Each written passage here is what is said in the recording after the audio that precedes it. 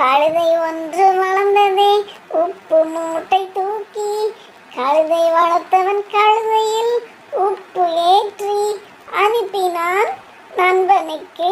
அனுப்பினான் ஆற்றில் தினமும். கழுதையும் ஆற்றை தாண்டி தினமும் கொடுத்து வந்ததே. தினமும் கொடுத்து வந்ததே உப்பு மூட்டை. ஒரு நாள் தவறி ஆற்றில் விழுந்ததே.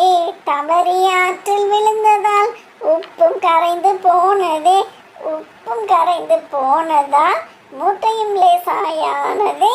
மூட்டையும் லேசாயானதா தினமும் ஆற்றில் விழுந்ததே. விழுந்து எழுந்து போனதே. பார்த்தான் நண்பன், உப்பில் பாதி மீதி எங்கே? அடித்தான் போன், கேட்டான் கேள்வி தன் அக்கறை நண்பனிடம். நண்பனும் காதால் கேட்டான், யோசனை தேடினான், விடையும் கிடைத்தது. மறுநாள் ஏற்றினான் பஞ்சு மூட்டை. இன்றும் ஆற்றில் விழுந்ததே. விழுந்து எழுந்து போனதே. விழுந்து எழுந்து போனதால் பஞ்சும் கனத்து போனதே. பஞ்சும் கனத்து போனதால் தூக்க மாட்டாமல் மயங்கி போனதே. மயங்கி போனதால் மறுநாள் புத்தியும் வந்ததே.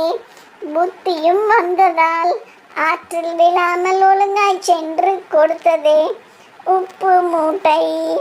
ஒழுங்காய் சென்று கொடுத்ததே. கழுதை ஒன்று வளர்ந்ததே உப்பு மூட்டை தூக்கி.